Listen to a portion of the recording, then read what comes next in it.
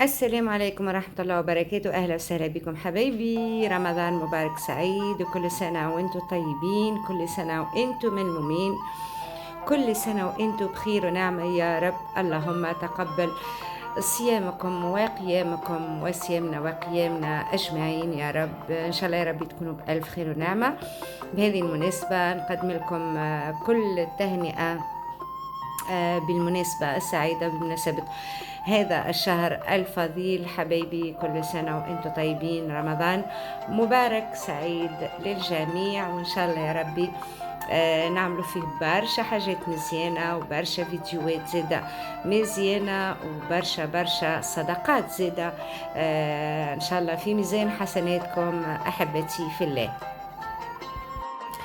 نهني كل إخواننا وأخواتنا وقنوات النقد اللي احنا بيان نتبعوا فيهم مرة يظهر لي في رمضان مش نقلوا شوية في المتابعة لتفادي الكدمات أو الصدمات، يعني نقد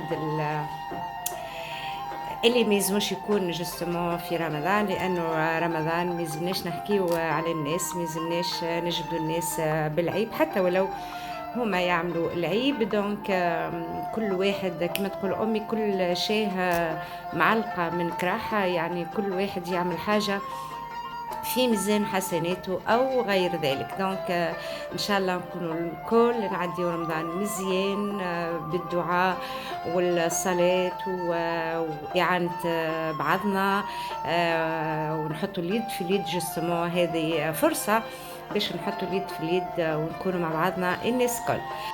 رمضان مبارك سعيد للجميع في كل أنحاء العالم، كل متابعينا اللي تبعوا فينا في البلدان العربية أو الغربية. شكرا جزيلا لكم حبايبي، وتصبحون على خير. وكالعادة نقول لكم نلتقي لنرتقي في كل الحالات.